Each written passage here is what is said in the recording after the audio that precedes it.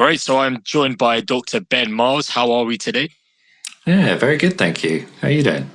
Not too bad. It's great to have you on. I would love to just open with a quick kind of 2-minute rundown of who you are and what you're up to at the moment, because I know you're juggling a lot of things.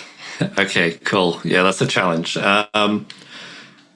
am I? Good question. I don't know. My background, I'm a physicist, which is where I always kind of like start and frame things from. I did a PhD in nanophysics, finished maybe 5-6 years ago or so. From that point, I've really been interested in how do we take technologies that are at the absolute breakthrough of science, of our understanding, and make sure they don't just end up as interesting publications or popular science articles, but actually that if they do have the potential to change the world, that they kind of get there. And that process is surprisingly difficult, and not very many folks are that good at it. And I really enjoy helping the process, whether that's on the science side, supporting scientists to upskill to become entrepreneurs and start companies, or whether that's on the investment side, helping investors look at new technologies, seeing which ones really could be differentiated, really could make the change that they purport to be capable of doing, and making sure that those things do actually get funded. So I run a few different companies. Spin Up Science is one of them. It's aspirational in its nature. It tries to support scientists to upskill and create companies. And then Science Angel Syndicate is the other side of that. We help investors, some of which are very scientifically literate, some of which are seasoned investors but aren't at the forefront of science, really spot the great opportunities and make sure that money connects with great entrepreneurs and cool technologies get started. And then what supports and underpins all of that, I run a YouTube channel, and in theory, I run a podcast, but not very reliable at doing that bit, which I really just try and celebrate cool stuff, cool innovations, cool breakthroughs in science, explaining them, and making sure that they are part of the public consciousness, because I think we're in an increasingly important period of time where science really is shaping the world in which we live in. Not everyone needs to be an expert in it, but I think it's important that if people want to understand how things are working and what's happening, that there's free and unbiased, easy to access information that really is talking about the forefront of what it is that we understand about the world. Yeah, I think unbiased is really the key word there, and which is why I really like what you're doing with your YouTube channel. Obviously, we'll get to that in a bit. I remember last time when we spoke, you kind of said it's easier for a PhD to kind of learn the ropes when it comes to business rather than vice versa. Is that really the genesis of why you started Spin Up Science? Absolutely. I mean, the genesis of Spin Up Science, I think, is complicated in its nature and partly comes from the fact I was a PhD myself who couldn't find a job because there weren't any. I think increasingly at the moment, academia is a really hard place to be. 50% of all people that complete a PhD are out of academia and science within a year of finishing the PhD, which is bad if you're planning career trajectory in that route. And increasingly industry isn't necessarily that interested in absorbing mass talent PhD or scientific credential individuals as it once was, because doing R&D is really expensive. So I think the model is shifting a little bit to big industry groups really being interested in buying winners, buying technologies that have been advanced a little bit and then bringing them into the big portfolio. And that really opened an opportunity for, in my mind, that said, well, we've got a bunch of really capable individuals, scientists that aren't finding the opportunities that maybe they want. Could we help create those opportunities, and could they be the people that actually drive them forward? Because I think so often scientists are almost the token expert in the room of like the guys that ultimately have to get the job done. But, if you wouldn't necessarily choose to follow them or listen to them in any other kind of realm or remit. I think with a little bit of retooling, actually scientists become unbelievable, capable entrepreneurs. And I think they build businesses that are, kind of 1 in a million type businesses that really can only be built with deep scientific expertise behind them. So I think it's a really interesting space to work in.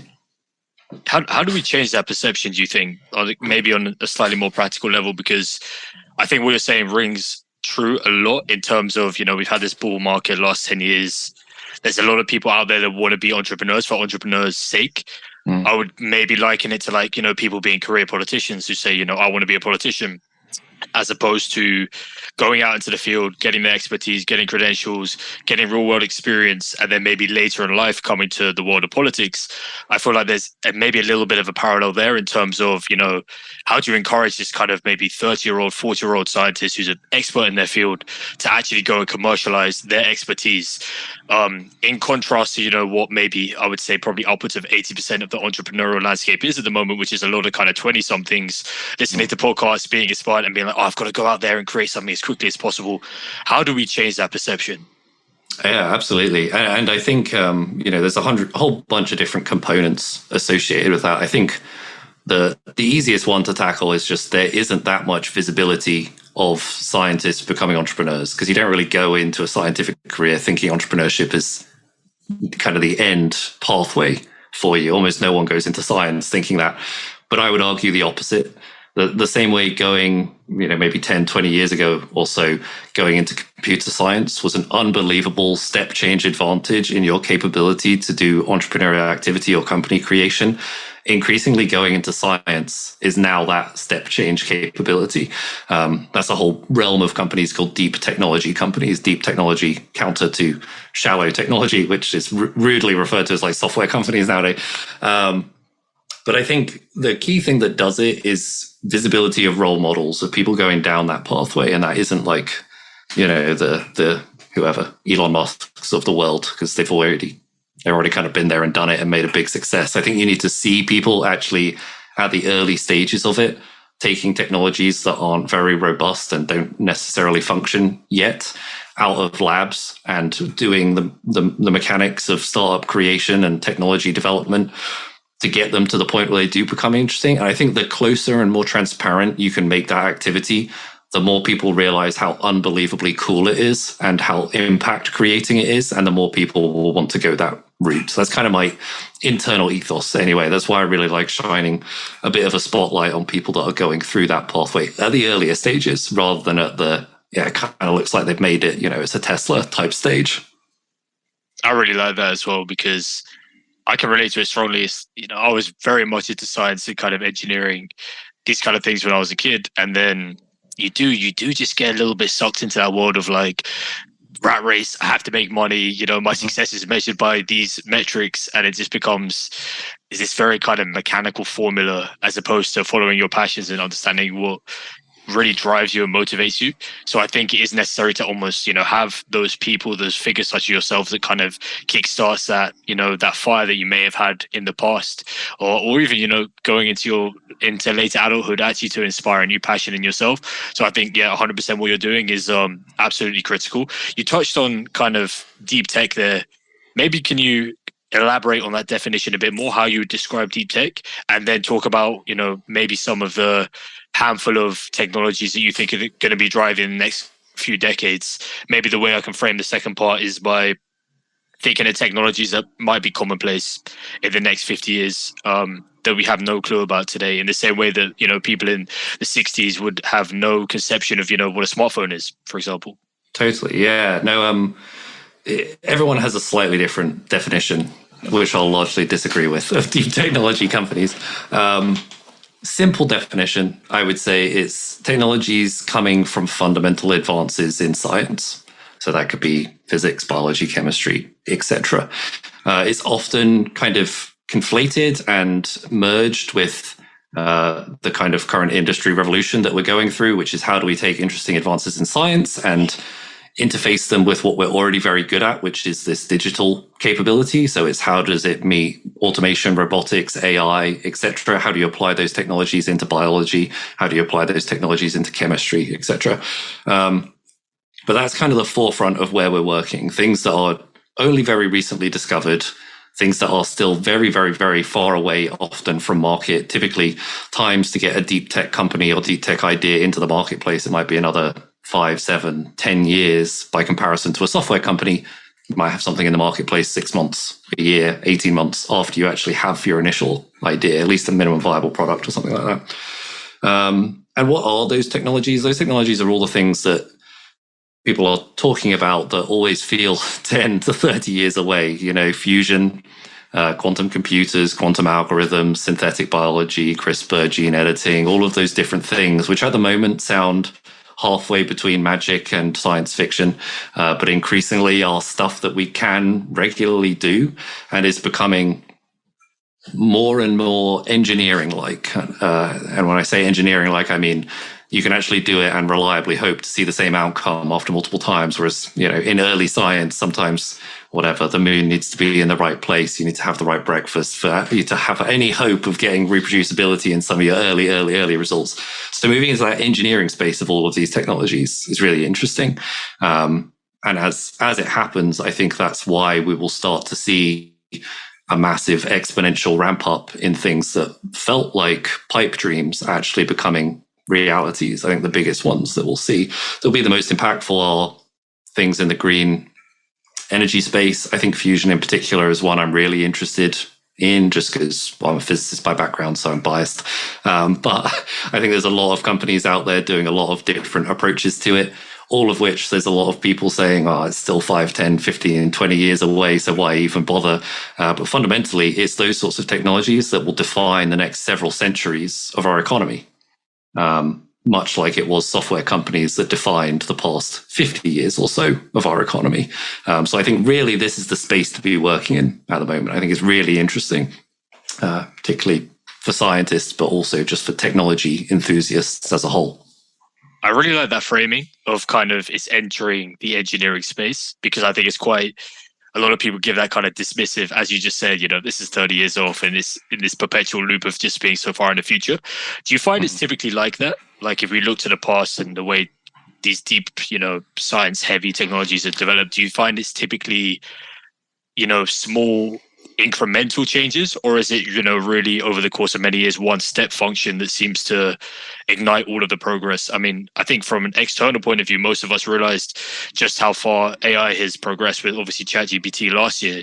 But, this wasn't some kind of major breakthrough. Frankly, if you talk to insiders, you listen to what they were talking about, it's like, we've been working on this for years. It was just at the right time to put in front of the public. Do you feel like that is the case with most deep tech technologies, or are we still waiting for a number of the technologies you just mentioned for that one big kind of step function breakthrough? Yeah, I think the general market has changed recently, and maybe the past 10 years or so, because deep tech in a startup sense has really only just emerged. You would have your GSKs, your big pharmaceutical or your big engineering companies or whoever working on all of these sorts of things, and they have been for donkey's years.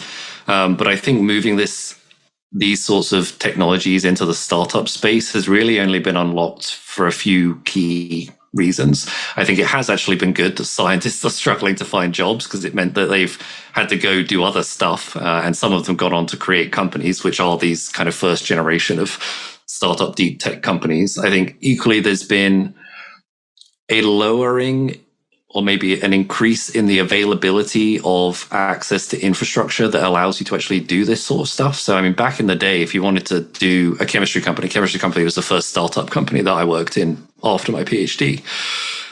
Having access to just the fume hoods, the lab space to do chemistry without causing a disaster or blowing something up was really hard unless you were a big company that could afford that sort of stuff. But increasingly, access to those sorts of spaces is being commoditized.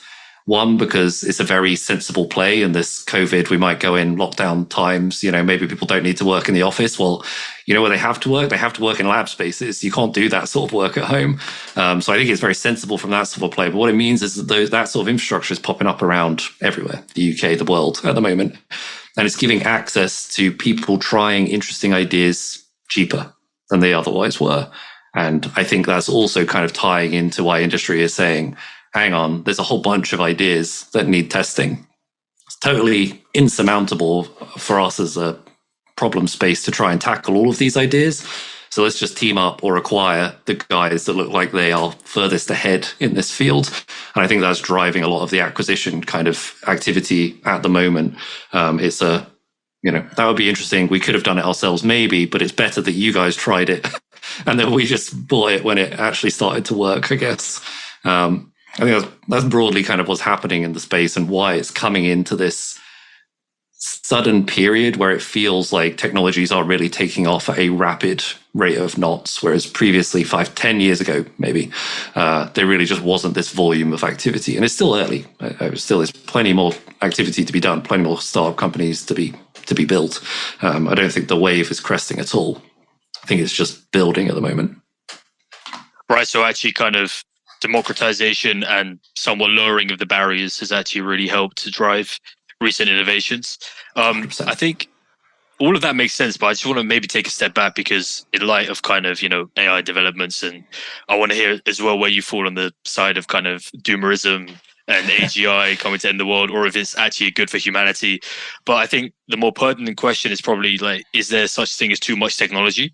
So I think, we're both probably techno optimists. We surround ourselves with similar people, similar minds all the time. I think if you're in the VC startup technology space, it's quite hard to actually evolve being in that bubble. But some people may argue, social media, the internet, for all the goodness and quality they brought to our lives, have actually detracted in some other areas. And it kind of begs the question of, is this relentless pursuit of technology, getting our heads down and just progress, is that actually a smart way to go about things, or should we be more conscientious about how we pursue technological progress? Yeah, it's a really interesting area, and I think like my main headspace around it has always been wisdom. The knowledge of whether you should do that thing or should not do that thing is most keenly honed off the back of failures or mistakes. I think, we can't help but be in a position where technology development will be just dramatically outpacing our wisdom. We can do our best to say, oh, that feels scary, we should limit, we should regulate, etc., etc. But human beings are incredibly creative, both in their ability to come up with technology and in their ability to come up with things they shouldn't be coming up with, or use cases they shouldn't be coming up with. So whether it's AI accidentally turns around and says, hang on, humans aren't a good thing on this planet, or whether it's someone, more of a malicious actor using things in a way that they shouldn't be used, it's a really difficult space, both to regulate, to manage, to make sure that you aren't restricting innovation, that you aren't putting too tight of a fist around it, because some of these technologies have unbelievable capabilities in terms of improvement of human health or health of the planet. But there's always going to be the other side of them, gene editing, engineering, etc., can do a huge amount of good for us. It could also do an equal or maybe much greater amount of bad for us. And as those sorts of technologies become, maybe not household technologies at the moment, but as they become more accessible, lower cost to access, it increases that lowering of that barrier, increases the likelihood that they are misused or mismanaged or misappropriated in some way. And I think at the moment, humanity doesn't have a good model or mechanism for how we treat that. Our regulatory agencies, I don't believe, are capable of moving at the speed that they need to move at. And it's a very different thing. Regulatory agency is it safe to put in the marketplace? Not how do we protect it so that it doesn't develop down a pathway that we can't wind back the clock on. There isn't really a group that is responsible for doing that. And I think we talked about last time, when they brought Mark Zuckerberg into Congress or the Senate or wherever they brought him into, they shouted at him for doing bad social media things. Like the lack of technology awareness, computer savviness, even just how the internet works, knowledge among the senior politicians and decision makers was evident, right? And I mean, that's software, right? Like software's easy by comparison. Software's been around for 50 years. Like we've only just started getting our hands on the really difficult stuff to understand, like whether it's, I don't want to pick on any particular field because then it makes that one feel particularly dangerous. But so I'll just go back to the other one and say bioengineering or something like that. The capabilities of something just in that space alone, like we don't have enough experts out there working on it, let alone acting as regulatory advisors back to central governments to help them come up with policies that protect people and countries and establishments and things like that. It's a really hard space to look after. And I think I want to be an optimist about it, and I am an optimist about it. But I also am aware that it only takes one to really take what could have been amazing, fantastic, world-changing technology and put a permanent black mark across it. How we look after that, I'm not really sure. I think that's the scientist in you that just wants to experiment and see how it goes out and then kind of come back to the drawing board and iterate again. I think it's a great mentality to have. And going back to your other point as well about Zuck, it reminds me as well of kind of crypto. I think early this year, they only now the regulators started jumping in and trying to kind of untangle the whole mess about, 2 to 3 years after it stopped being relevant. So completely shines a light on, how slow everyone is to move. And maybe just if I put like a little twist then on the last question I asked, which is, I mean, let's take the example of nuclear fusion. How do you think we can stop, the power of kind of unlimited energy, which is hopefully this goal that we'll achieve in the next decades, if not centuries? How can we stop that kind of accruing to the wrong people? And maybe this gets a little bit too political or philosophical, but in terms of, the way the capitalist structure is set up, where power accrues to the 1%, how do we stop that from kind of being a force that is used for evil? And how do we stop that from, perpetuating the situations that, for example, developing countries are in right now? How do we help the global south perhaps have access more broadly to these technologies that we're developing, frankly, mostly in the Western world? And again, it's quite easy to look at these things with the lens of, first world, we're driving the innovation, this and that, but, upwards of 70%, 80% of the world may never even see these technologies. How should we think about reconciling that over the next kind of decades? So I think fusion in particular is a really interesting one because it's got the highest capability, maybe in the near term, to create just fundamental discrepancy across populations. One, because it's so difficult to get right. It's so infrastructure expensive, and because it gives such utility to whoever cracks it first. I like the idea of living in a world where once we work out how to do it, that knowledge gets shared across everyone. But I think the likelihood of that happening is basically zero. I think, it will follow normal commercialization models of the countries that can afford it, will afford it. I like the idea that it becomes a free market and that it isn't excluded from any particular country for whatever political or otherwise reason. But, I can also 100% see that happening.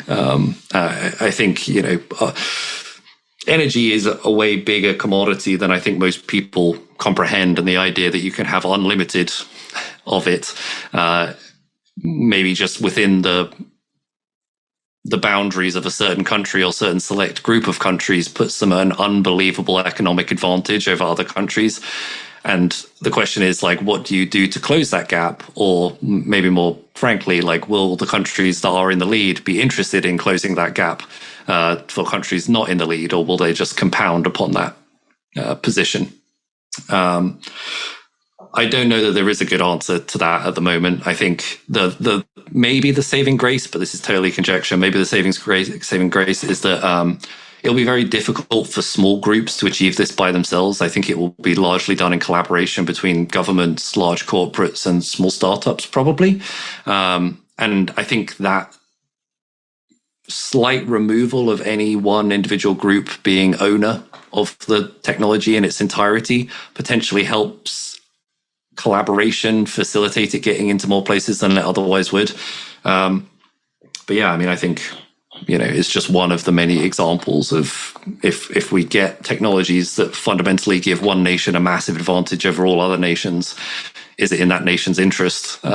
Depends on who comes up with it, I suppose, as to how easily it is shared across other groups. I think we've tried to do the right thing in the past, but a lot of the economic policies that we've brought to bear to help the global south upskill have also kind of put them in positions of debt, or put them in positions of not being the infrastructure or technology owners themselves. Arguably that kind of boils down to being in debt still. So they are still heavily dependent on the countries that have been first crossed the line, inventor of these core technologies that have brought them in. It's an interesting space. I think, the next 10 to 20 years will see a marked difference in global power, probably off the back of the technology capabilities that many different groups are capable of realizing. That plus climate change probably is going to be a really complicated.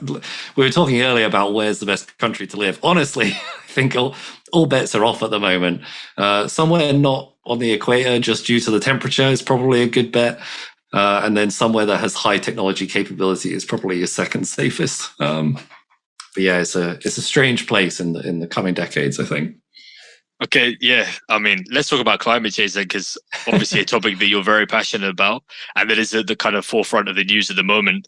How do we begin to go about solving it? Because, I've spoken to a lot of energy-focused VCs who are obviously, very, the deep tech ones at least are very headstrong on kind of hardware. This must be solved by electrochemistry. This must be solved by new hydrogen technologies. A lot of them with the mindset that the government does need to jump in and kind of give subsidies to kind of promote these technologies in the early stages to such a point that they can reach adoption, because at the end of the day, market forces still apply. People are not going to adopt solutions that are more expensive and have a green premium just because of this future promise. I think humans have shown over many hundreds and thousands of years that we do not operate in that way. So do you see it in the same way, or kind of how do you see the problem of climate change from a startup and technology perspective? Yeah, it's a great question. I think just to your point that you already kind of talked around, people buy the cheapest thing that is closest to the way they already operate because they don't like change. They don't like paying more money for change in particular. So I guess the challenge is, how do you make that? How do you advance those technologies so that they are available? And I think a lot of people say, we've got the technologies that we need. If only people would adopt them and roll them out. I don't actually think that's true. I think there is still a lot of technology development to be done, so that, because people don't want less. They don't want less than what they have, and they definitely don't want to pay more for less, which to a certain extent is perfectly reasonable. To a certain extent is why we're in this kind of problem. So I don't think anyone thinks this is one particular technology challenge in particular that we're trying to overcome. This is as many solutions as we can possibly bring to bear. And then as many levers as we have to our disposal, government probably being one of the biggest drivers of these sorts of things, coercing them into adoption, either by doing sensible things like saying internal combustion engines probably aren't that good of a thing, we should stop selling them, or by offering discounts and subsidies to people that are going the way of solar. I think the thing that's disappointed me that I've seen is it's almost that these subsidies and drivers are taken away too early.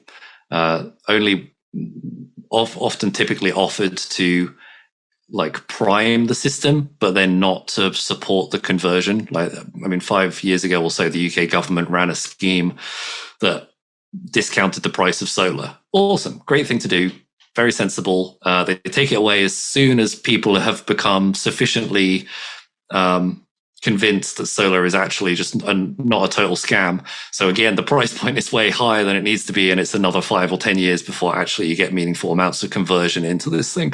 I think we just need a line in the sand and a strict attitude change towards, are we actually trying to do this thing? It's fundamentally the most important challenge that we could tackle. And I say that as someone living in a country that pretend is still useful to the world. We're doing our best to diminish our usefulness, but really, if you're a country that is in a good position of power, you should be doing everything possible to make sure that there isn't grand change across the global power spectrum. And a good thing, or a very meaningful driver of that, could be climate change and populations relocating and all of those sorts of pieces. So if you want to maintain the status quo, you maintain the status quo counterintuitively by adopting technologies that are quicker than other groups, I think, making sure that you've got the next generation of, climate change friendly, green, et cetera, capability actually rolled out in your country, because you don't want the problem to get worse than it already is. I don't really understand why no other governments have kind of arrived at that is the only sensible policy decision that we could enact. I think everyone's really operating much more in the short term, much more in the next election cycle, much more what does the budget say at the moment, rather than how do we support 3 generations down the line, make sure that we are still in the position that we wanted to be, and all of those sorts of pieces. On a personal level, I definitely agree. But I think, Germany could be an example of a country that has kind of followed what you've put out there and then had to, kind of renege on maybe some of their decisions in terms of closing nuclear power stations and going all into solar and then having to, rely on natural gas again. So I think there is a bit of a blend of short-term thinking as well as thinking for the long-term future. So yeah, there's definitely nuance there. Then, in your personal opinion, how do you see it then? Is it as simple as kind of invest in solar till fusion takes off? Or is there a world where we can have nuclear fission as well and SMBs and SMRs, even all of these kind of things in the middle, from your personal standpoint? As in, is there probably like a world? There's probably a world that exists with a whole blend of different grid-based power systems, probably. Just because I think like 100% takeover from any one technology space is just hard to do and it's slow to do. So there'll always be cracks and gaps for people to fill in, whether it's wind or solar or any of those other things. I think from a personal level, do the things that you can do as an individual to reduce footprint, although that's kind of an overused and oftentimes kind of negatively viewed approach. From like a VC perspective, from like where we're investing at the moment, we're looking at additive technologies that can have useful impact across a whole host of different spaces. So I think, just because you don't know what the marketplace is going to be in the future, the best strategy is to do things that have high amount of pivotability and that should be successful regardless of which of the future universes we find ourselves in, whichever way the wave function collapses. They still should have some useful utility and added value there, even if they aren't the primary mover. So as well, like kind of platform technologies in the broad kind of concept space.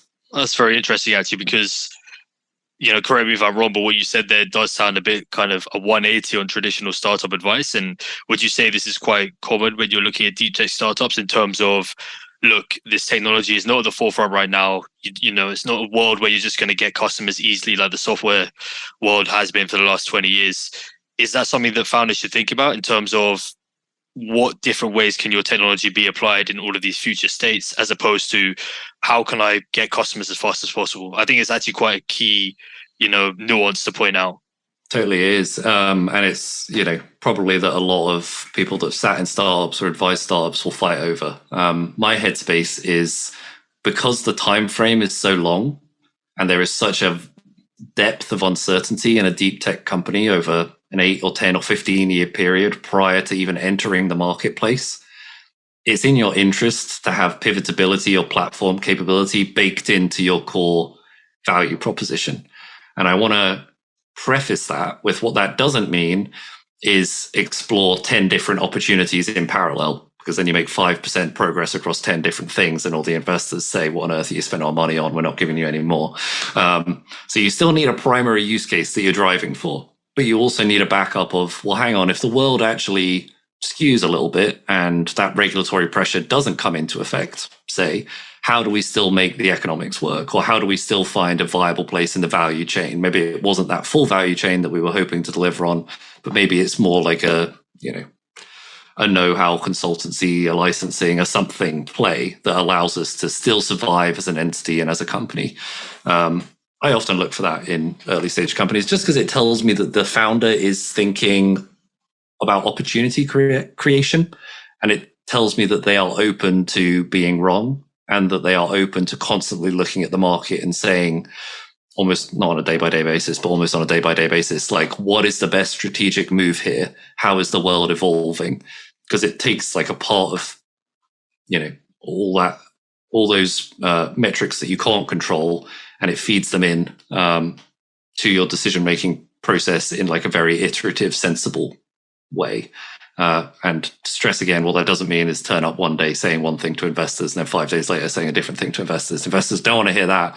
But I don't mind if the entrepreneur in their head is thinking that, because it just tells me they're listening to the market. And I think that's what makes good entrepreneurs, whether it's the opportunity they're working on or the next opportunity they go on to create. I think that's fantastic advice, yeah, and might be a little bit of a shock to some people in terms of probably advice they've heard in the past. But I think it's even more relevant when you're talking about deep tech and when you're talking about this kind of increasingly uncertain world going forward. I think that's fantastic advice. And then if we kind of continue that train of thought then in terms of VCs, obviously the VC landscape at the moment is frankly flush with loads of bigger names and even smaller names that are used to investing in software that now kind of want to dip their toes into deep tech. Of course, alongside that, you see people such as yourself and many other shops popping up across the US and Europe that are dedicated towards deep tech. But how do you advise kind of VCs who are not so well versed in it to start thinking in those kind of terms? Those terms being, a longer time horizon, something that might not some kind of technology that might be operating in a not yet fully formed market, and thinking about, I might not even get my return for 10 plus years. I can't really expect to see steady growth attraction. It may be some kind of step function change that happen. Is this something that VCs can easily wrap their head around, or is it going to take like a whole uprooting of the current system? Yeah, it's a really interesting space and question. I mean, VC originally was like to back hardware plays, wasn't it? Which did have long time horizons. And then in the kind of, let's do the simplest, most cash generative activity line of thinking, it became synonymous with backing software companies because the time horizon was shorter, because the scalability was easier. The risk was, I don't know whether the risk is less or not. It depends who you talk to, I suppose. But I think this is the goal and role of venture capital, is to back these long-term plays where there is a lot of visioning, a lot of risk, a long time horizon. And I think increasingly it's difficult for people that aren't expert in the space to play in that space. I think you just get we see a lot of just ignorant bets being placed, where like just the questions haven't been asked. That's why we started the angel group, Science Angel Syndicate, that we did, because we just time and time again heard investors for the companies that we were building say, this is really interesting, but either we can't diligence the science because we don't have anyone to turn to, or this is really interesting, we'll take a punt on it. And I was like, neither of those are really the phrases that I wanted to be said from a hopefully sensible money manager. But there just aren't very many. There aren't very many in the UK in particular that have the depth of experience, technical or operational, within an early stage deep tech company to genuinely look at these sorts of companies and say, what will the obstacles be? How will you overcome the obstacles and actually add value to the founders? I think a lot of VCs are playing quite like a laid back game of placing bets and nothing more. And I think just due to the nature of the space being as complicated as it is, you do need that other generation oftentimes, or, buy side of the table actually adding value, not just adding cash to the equation. So I think you've seen a lot of people come into the green space and the clean tech space and the climate tech space and try and place bets. And now that market times are harder, quite a lot of them have withdrawn, realizing that it's not really where they see their most immediate returns, and it's not where they add their most value. So they are getting out competed by groups that are, I think, more value adding and more better positioned. So I think the market is kind of self-correcting. It's a good space to be in. I think I can't kind of dismiss wanting to do impact investments that do or substantially change making in the world, but I think it's very difficult to do that if you don't have at least core to your team the technical expertise to look at it. I think that's how you make investments in, Theranos, to point a finger at an obvious name. And I think you only get a few chances of those in a small investment ecosystem like the UK, of investors putting money behind a company that ultimately blows up and was fraudulent from start to end, before the appetite for deep tech investment goes away. So it's really important that you protect against poor investments made in that space. It's really interesting. I think I'd love to hear your opinion on whether you think this is a good thing or not, but there are people I know personally, and I'm kind of seeing it increasingly more, that an scientific expert, typically who understands the space very well, will be a consultant to these VC firms. And I think VC firms are becoming a bit more open to it, instead of perhaps a more arduous method of kind of trying to hire someone who both wants to be in VC and has the background and is not looking to start a company. And as you know, probably personally, it's quite hard to find all of these in the hire properly, especially in this market. Do you see that as being a model going forward, whereby, a scientist can actually jump in and say, look, I'll diligence all of this for you, I can help you out on these aspects, maybe part-time, maybe in some kind of contracting role, and provide this expertise to you? Or do you personally feel that that isn't actually enough, and that the real decision makers at VC firms need to have that expertise themselves? I think I very rarely say things against the scientific community, but in my experience, when we've brought interesting technology plays that maybe are on the fringe of our technical understanding to a consulting group of academics, scientists, etc., my usual read of their response is colder or harsher, maybe is a better word for it, than is necessary in the kind of pre-seed seed space where we operate. I think scientists are predominantly geared to find the problems that could happen in a scientific line of inquiry, say. That's their job and their remit. And that's slightly different in its nature to the job of an entrepreneurial team. And the job of an entrepreneurial team is to be sophisticated in how you solve things that otherwise other groups in the world can't solve. So time and time again, when we went out to scientific advisors, they said, "Nah, this doesn't work." And time again, when we took the time to then upskill on that technology, to talk to the founders, to see where the gaps were and where the kind of milestones or the hurdles would be, actually they felt to us as a team that have run very complicated deep tech development exercises ourselves, that are things that, yes, still would be risky, but were within the realm of risk tolerance for what we should be funding. And I mean, I'm thinking of about 3 to 5 companies in particular that we've backed. Those 3 to 5 companies are still around and have all hit the milestones and achieved the milestones that the academic teams said probably they would struggle to be able to ever hit within any sort of a timeline. And most of that was kind of 18 months ago when those lines have been held. So I think all that says, very long-winded answer to your question, but I think all that says, like, you can't replace the value that being a scientific operator brings to your capability to be a fund manager, because that skill set is unbelievably hard otherwise to acquire. And hopefully what that means is that there is a great future for a lot of people that want to go into science and then want to go into entrepreneurship or startup companies and then want to go into VC, because I think that increasingly is a population that I would hire from 10 times out of 10 over someone that's just come with an MBA, say, because I think just due to the nature of the space, it's much harder to have an MBA map to it and say sensible things than it is to take a PhD, say, and map to it and say sensible things over a short period of time. Hopefully that's good news for the scientists out there rather than bad news. Yeah, it ties back to what we spoke about right at the start as well. And I think it just begs the question, you know, on a personal level, why have you not started anything yourself, or have you started something yourself? Are you cooking in the background?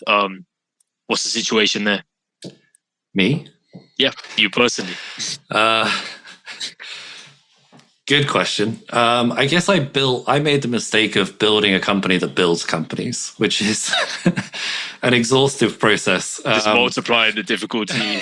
Exactly, yeah. So, and that's one of the companies I run, and not the software company, not the investment company, and not the YouTube company. So we try and build somewhere between 5 and 10 companies per year, all deep tech companies, all spinning out from universities. So, you know, pre-seed, nebulous in their idea, but probably have some proof of concept data. That's, I think, where I'm happiest. So we chatted before we went live about, like, what actually should I be doing with my time and my headspace. That's, I think, the bit of venture creation or venture funding that is most interesting to me, is how do you take a thing that is at 0, maybe proof of concept data, maybe it's 0.1, and turn it into 1. You know, how do you do that exercise? Because that's as much about realizing the potential of technology as it is bringing a group of people that have the potential to be great entrepreneurial founders or a great team, but otherwise are, you know, distracted by all their own personal comings and goings of their desired career progression or direction, and bring all those pieces together and bring investment into it and bring public funding into it and get it out the university and make sure the time frame for this technology advancement maps to what the real world is doing, that there won't be regulatory barriers in place and all of those other pieces. That is just such a fascinatingly complex task. It's where I spend, I would say, I'm not supposed to say, but it's where I spend probably 60 to 70% of my time. I'm only supposed to spend 20% of my time there. But it's absolutely the most interesting bit, because I think it's venture creation and entrepreneurship in its truest form, even if it's not necessarily my core scientific technology that I'm progressing forward. But other than that, we've got some ideas for our own stuff too. We just don't have a single minute to even pretend to advance them. Oh, that's hilarious. Yeah. But I think even what you just listed, you say, okay, you spend 60% of your time doing those activities, but I mean, all of that is divided into so many different things, right? I mean, it involves talking with so many different types of people, ideating with them, trying things out, experimenting. So there is definitely that element of scientific intrigue there for yourself personally, as well as the variation of different tasks that you may not get sitting in a lab. Obviously, you know, talking to other investors, entrepreneurs, sourcing, etc. It kind of brings me to something I want to talk about as well, because it's something that I've been thinking about, which is like, what are your personal core drivers? And what I mean by this is, I used to work in banking. I worked there for a couple of years, and you kind of spoke to people, and they were like, "Yeah, I really love deal flow. Yeah, I love doing deals to get a real kick out of it." And I was like, "Really? You're 25.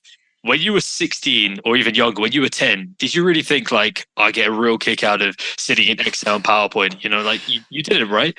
Maybe you grew up and you like the work on the day to day, but kind of what are the fundamentals that you enjoy?" And I was thinking, because it can't be Excel and PowerPoint. It can't be like, because you didn't even know about that when you were younger. So like, what kind of drove you? And for me personally, it kind of came down to like fitness, taking care of myself, health. And also like hard engineering, kind of working on physical projects that don't only exist maybe in the software realm, but like in the physical realm as well. So how would you think about that for yourself? Is that kind of an exercise you've done where you sat down and kind of look at what you enjoyed in the past and tried to tie it to potential career progression? Because I think a lot of people my age and a bit younger, maybe recently graduated or still in uni, are very, very sensitive to, you know, what the market is saying at the moment, what their parents are saying, what their peers are saying, you know, this is the right path for you, etc. And particularly pertinent because my sister's actually going through that right now. How do you suggest that, you know, these people kind of look at their lives and plot a path forward based on their own interests and something they could spend the next 10, 20 years going into? Because it is very easy to get swayed away from maybe what you wanted to do when you were younger, what your main focus in life is, just because of your environment.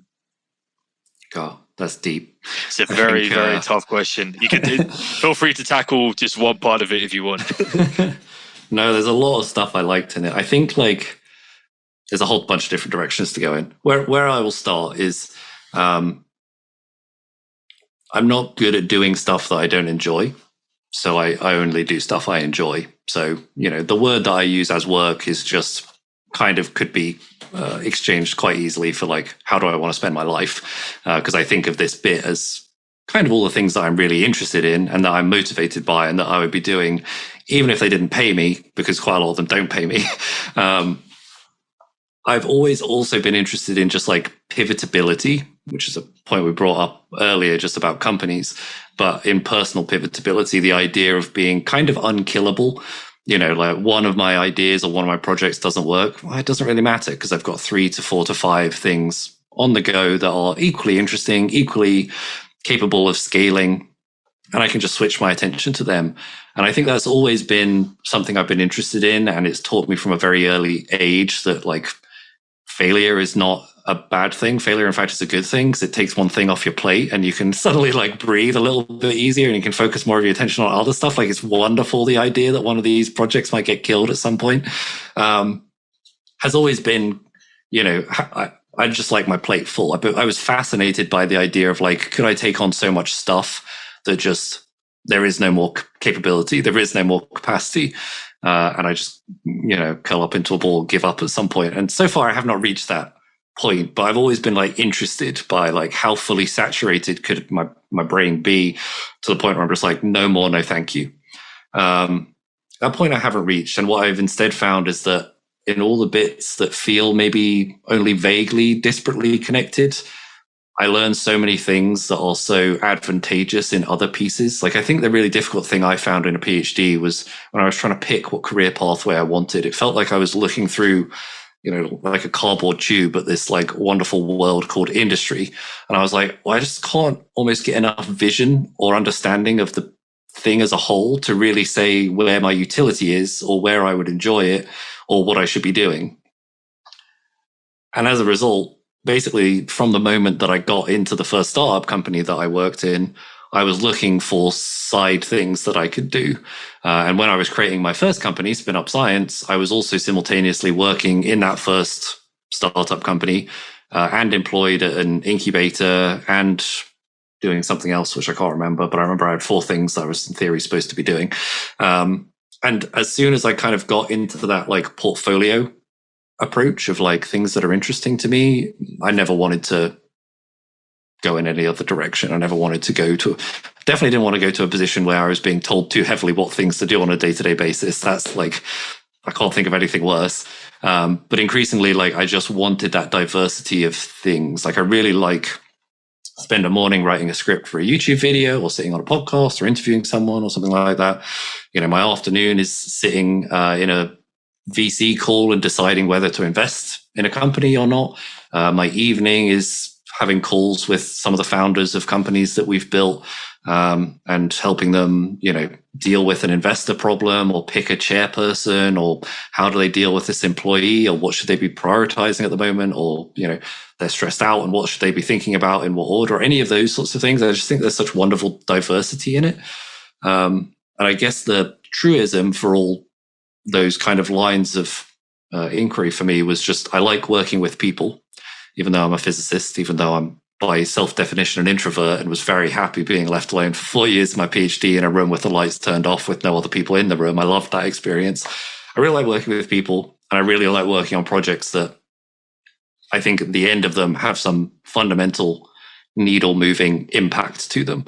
And that needs to be I don't really have a metric to it, but it needs to be meaningful, sufficient to me that when times are tough, which they will be at points in time, I still am sufficiently interested and motivated by them to give it the time and the energy that it needs to try and make it come good, because there is some future vision of, you know, a new type of vaccine or a new way of looking after people with this morbidity or something like that. Is always what I look for. And I think if you can find those things that are personally motivating to you, that helps a lot make work feel not like work ever as much as possible. I think the thing that's always interested me is, or been interesting to me, is that I just haven't been as financially motivated as I would have expected, having been a PhD student with zero money, a student before that with zero money, an entrepreneur after that with zero money. You know, the needle hasn't flicked where I'm just like, no, I'm only doing these things if the revenue opportunity is big enough. Still very much, it's like, well, I really like this team. I really like this technology. I really like the impact it could happen. And then we rely on the sensible infrastructure of the business to make sure we aren't spending our time on things that are, you know, only small drops in the ocean. But that's something that I actually had to bake into how the business works rather than how I personally think about picking projects, which was surprising. But I think just reflects on the fact that I've got the core of what I care about down. Then I've been able to, you know, make sure that those projects are what I want to be working on anyway. And the bonus is they hopefully should be high revenue opportunities, good investments, et cetera, et cetera. No, thanks for that insight. It's fantastic. And I would say that money is overrated. I think having huge amounts of personal money, I think, is probably quite overrated. I do not believe, again, ask me when I was 18, I would have said the complete opposite, right? I think this is a part of maturity and understanding more what you want to do. I say this to my friend constantly, that we talk a lot about this kind of stuff, and it's a situation where you have to want to be successful in the right way to you, if that makes sense, in terms of follow something that you're happy doing and that brings you joy every day. So you're not constantly chasing this carrot on a stick. It might be money, it might be fame, it might be a certain achievement, a goal, some concrete goal that you want to achieve. I've been in those places in my life, and it's kind of, you start to marry your own self-worth to these goals. And it's like, if I don't achieve them, I'm XYZ. And life is so much more of a journey, and it should be about kind of chasing what, you know, kind of gets you out of bed in the morning. And listening to what you just said there, it does feel like, while you do have lots of different projects going on, it seems like over time you have funneled it down to kind of a core area, which is deep tech, which is science. That is true to yourself, because obviously the YouTube channel is related to science. Everything you do with your with fellow investors and with your companies is to do with deep tech. I said this, a similar person came to me. She works in the space industry. She was like, I'm doing so many things at the moment. I'm doing X, Y, Z, this. I've got this job. And I was like, yeah, but they're all on the space. They're all in the space sector. So I actually see that as kind of the same thing. I think a trap that I've fallen into, a lot of people as well, is like, I need to have 2 or 3 completely different projects or hobbies that pull me in different directions at different times of the day. I think a lot of student athletes go through this as well. If you're a student athlete competing to like a D1 level or a high national level, you can feel pulled in one direction by your sporting commitments and your sporting aspirations, but also understanding that you need to get a good degree. And I've seen people kind of struggle with that dichotomy a little bit. I think what you're saying is 100% true, but I would just add that I think it does boil down to finding that one arena where you want to operate, and then finding the different angles within that arena that actually satisfy your curiosity. Because you can, if you are a naturally curious person like me and you both clearly are, it's very easy to get pulled in that kind of 5 different ideas that are all unrelated direction and pursue them for so long that you kind of become a jack of all trades, master of none kind of situation. Absolutely. Yeah, it's like funneling in on your sphere of genius is or where your unfair advantage is. Like I think makes a lot of sense. It's, I guess, now that I actually get to vocalize it, it's probably one of the earliest things that I pick when I'm looking at new opportunities. It's like, am I actually capable of adding value there uniquely to what other people could do? And if anyone could do it, it's probably not a sensible one to go after, just because the level of competition, then it becomes a dice roll game. Right. It's kind of less interesting than one that you can engineer to probably have some advantage just naturally due to your background or your connections or your personality or whatever it is, skill set as a whole. Yeah, absolutely. I totally agree. I think it's the T-shaped person argument, right? Which is another friend of mine loves to use that, which is, for anyone who doesn't know, kind of, be a specialist to a certain degree, kind of understand different industries, be able to talk to people, crucially, have good social skills, but also be an expert in one kind of domain. So it becomes like a little T here. You don't want to be just, software engineer who's like an expert coder, but can't communicate with the rest of his team. At the same time, you don't want to be, your typical MBA who just doesn't really have any deep expertise in any one area. So personally, I think we echo that same kind of advice. But Ben, it's been absolutely fantastic having you on. Really enjoyed the conversation as always. I'd love to finish with kind of any shout outs, call to actions that you have, where people can find you, the name of your YouTube channel, etc. Congratulations, by the way, it's doing very well. Awesome. Thank you. I'm totally unprepared for this segment of the show, but I do have a YouTube channel for anyone that is interested. It's Dr. Ben Miles, I believe. Come check it out. We chat about sciencey related things and breakthroughs and technologies and all those pieces. If you're interested and kind of scientifically minded or approaching entrepreneurship, check us out at Spin Up Science. Or if you're an investor or applying for investment, check us out at Science Angel Syndicate. Best place to find us. I can 100% vouch for your YouTube channel. Fantastic. I've learned a lot from there already. Awesome.